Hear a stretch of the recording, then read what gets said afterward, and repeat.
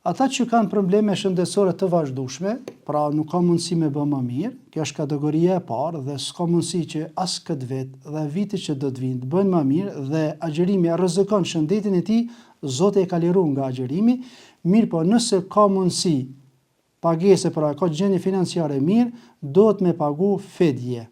Pra me dhënë ushqim ditor që i bie 2 iftar ose 2 syfyra, po iftari e syfyr.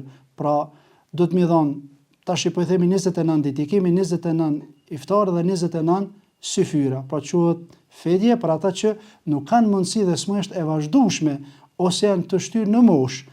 Mirë po janë të shtyrë në moshë, s'kanë mundësi me agjëru, po kanë mundësi me pagu, pra paguajnë fidje. Dhe kjo fidje pesëqarum, pra që është 1 iftar dhe 1 syfyr në ditë, 1 fukaras apo 3 fukarave.